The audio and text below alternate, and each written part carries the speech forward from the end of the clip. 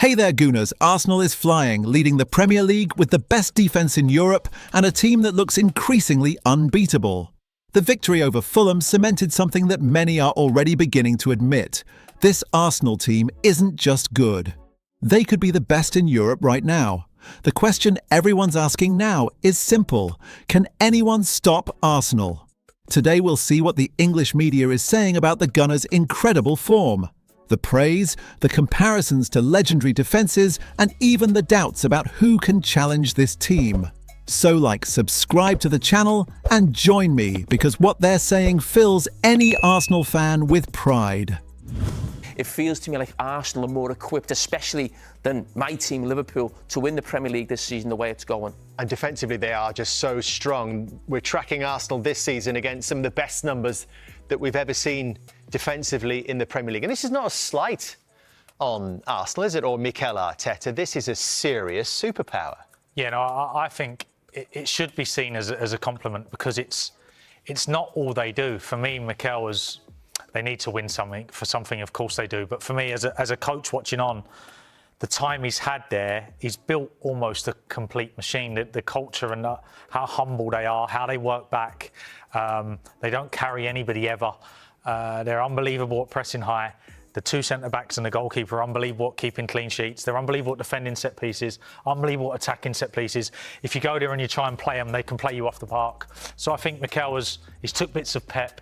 He's watched what else is important to football teams, and he's managed to stay ahead of the game. Like, he's seen set pieces coming. He's got long throws. He's not like a snob. And, Pep has dominated football with tactical intelligence and playing fantastic stuff. But this Arsenal team can do everything. They can do everything, and maybe go a little bit early and they fall away and everyone will laugh at these comments. But for me, he's built a real machine there that he's going to take some stopping this season. I said a few weeks ago, and I won't change my mind on it, if Arsenal are going to win the league, it won't be Gyökeres coming in and making the difference. That was the big thing at the start of the season. They need this guy up front to score the goals. I never believed that.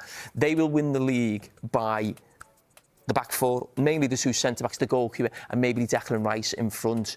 And when we look at those numbers, obviously Manchester City are on there, Chelsea 2004-05 as well, but that's what it reminds me of. And I keep always saying this, even last season, I feel like it's a Jose Mourinho type of team, and people feel like, or certainly Arsenal fans, it's a criticism. It's not. It's not. Jose's team are at the top, and I played against that team a lot, and you very rarely felt you could score a goal in the game, and that's where I'm at with Arsenal now. I very rarely think they can concede a goal. So if it continues like this, and of course, there's so much football to be played and a lot can happen, but 3 goals conceded from 8 games would track to 14 across the season, which would even beat that Jose Mourinho side. Just pointing out, though, the second on that list is perhaps a warning from history that Arsenal fans of a certain vintage will certainly be familiar with. You can concede 17 goals and still not win the title. No, but yeah, they missed out on that. But when you think of when you think of Arsenal in the Premier League, you think of Arsene Wenger. But when you think of the history of Arsenal, George Graham's a massive part of that. And maybe Mikel Arteta's team is probably more aligned with that than maybe an Arsene Wenger type of team. And the George Graham team had a famous back four. I think if Arsenal are going to get the success this season, maybe in years to come as well, I think the back four that they've got now will be talked about along the same lines as sort of, Lee Dixon, Steve Bold, Tony Adams and Nigel Winterburn, the famous back four, because I think what we're seeing now defensively from Arsenal is the reason why I think probably in most people's eyes they've got a great chance of winning the league title this season. They won the league in 1991, conceding 18 goals. Yes. George Graham. That's the team I'm talking about. Yeah. There you go. There's a bit of extra fluff for you.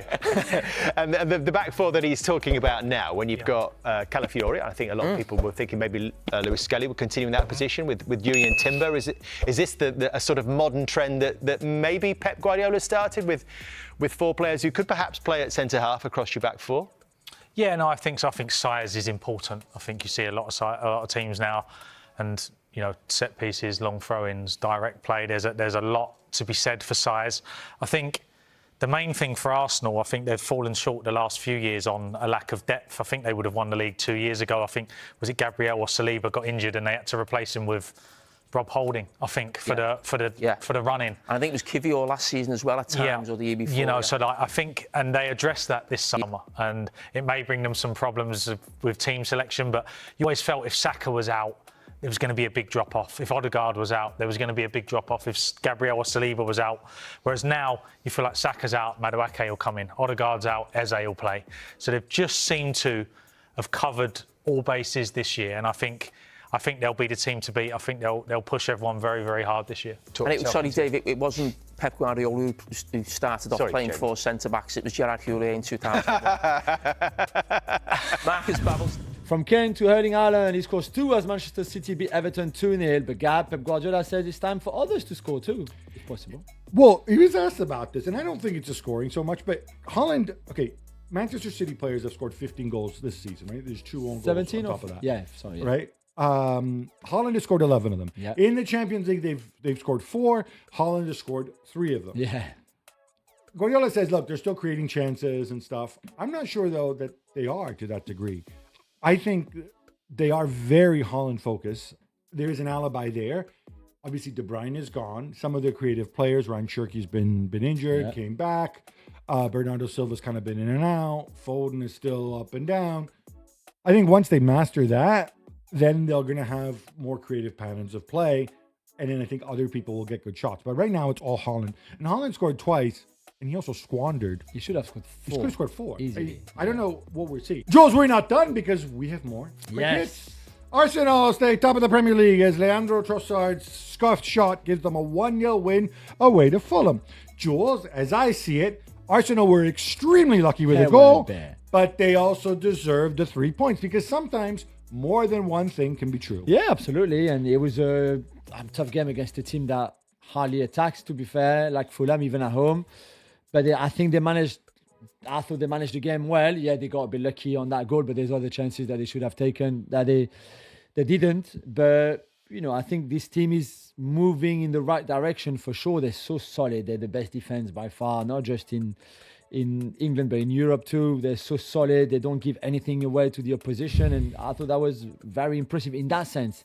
With the ball, especially with Eze playing now in the Odegaard position, there's more to come.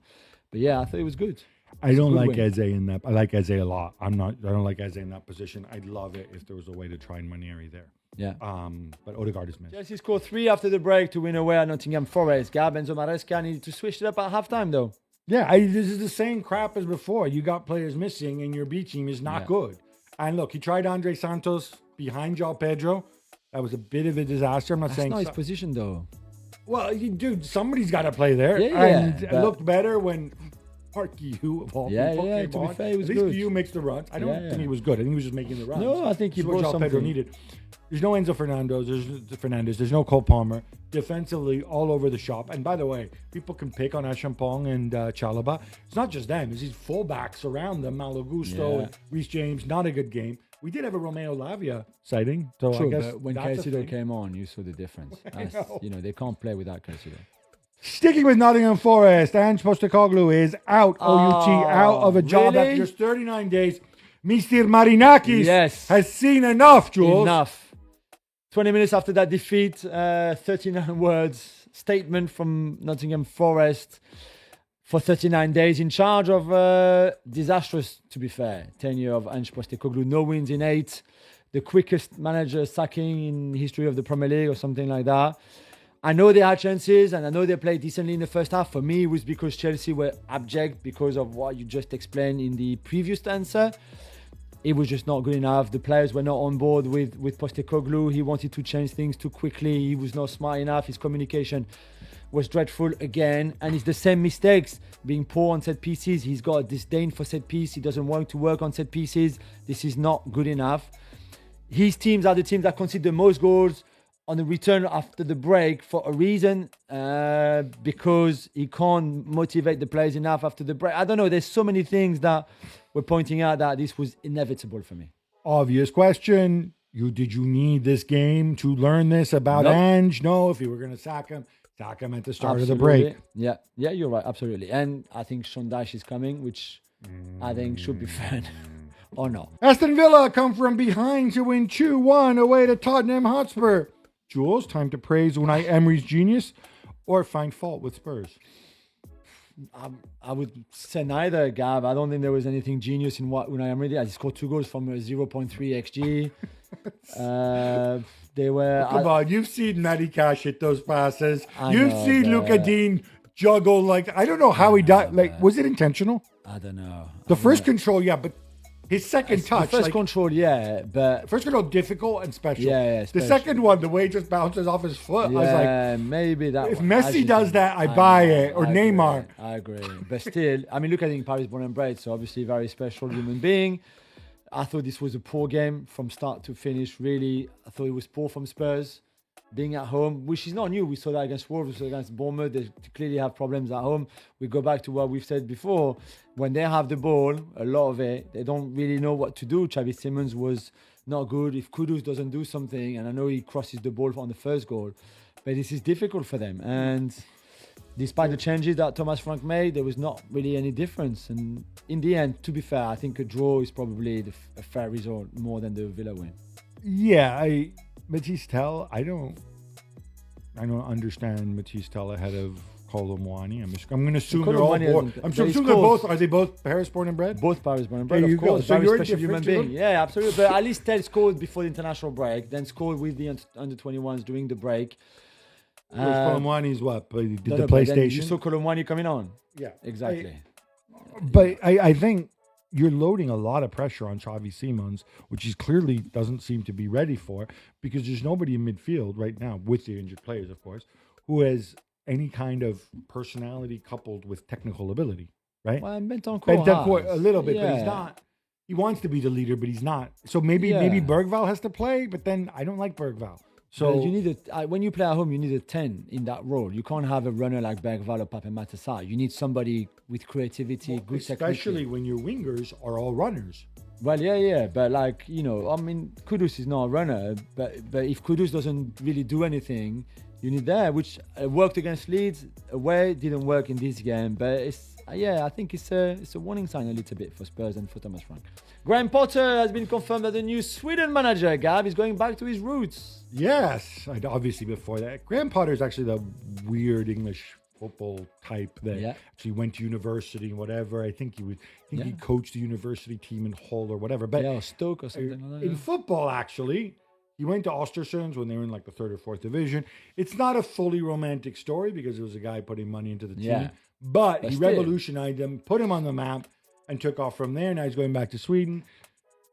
I want to say I wish him well, but they could be playing Italy in the playoffs, so I don't want to see that. But yeah, obviously Sweden need to be punching much higher than that. And it's not just Gyökeres and Isak. I think top to bottom, this is a team that should be going to the World Cup. And it's a good opportunity, I think, for Potter, just as a deal through their World Cup qualification, which could be at the World Cup or could be before that. Yeah. And then he'll be on the market again.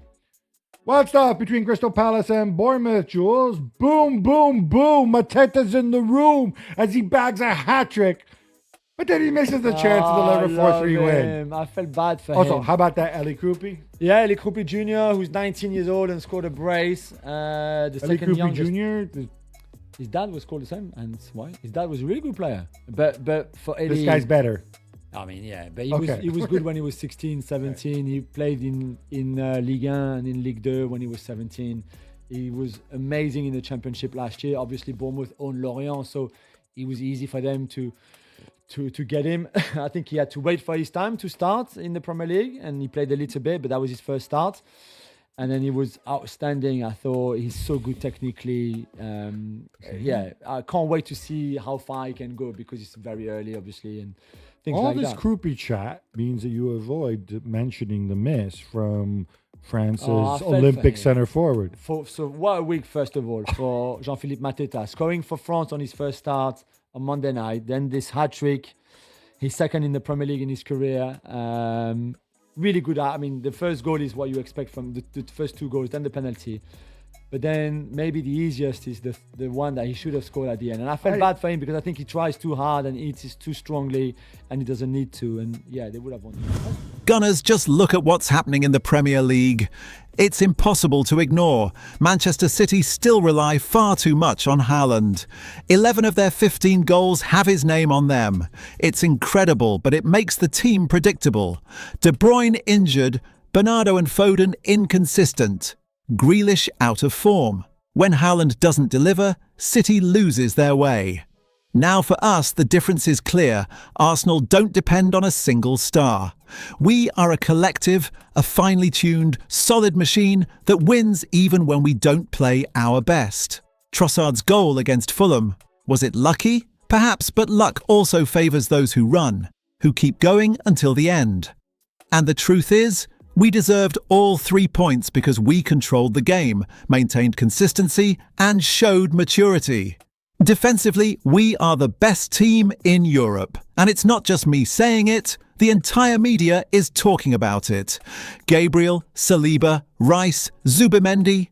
Our defence is a wall. And the most impressive part, we've learned to win like champions, grinding out results, controlling the game, believing until the final whistle.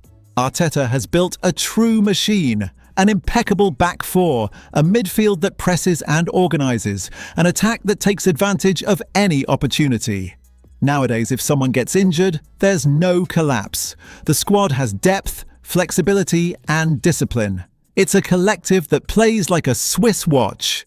While Chelsea remain lost and Postecoglou's Tottenham are still searching for answers, even City are showing signs of vulnerability. So, Gunners, if anyone still doubts it, I'll say it again. We are the best team in England right now, and if we keep this focus, this defence, and this mentality, honestly, I don't see anyone stopping us until the end of the Premier League. Hey Gunners, if you enjoyed this video and want to stay up to date with everything happening at Arsenal, make sure to subscribe to the channel and hit the notification bell. Here you'll get every win, every signing and every moment that could decide the Premier League. Let's go together. Come on you Gunners.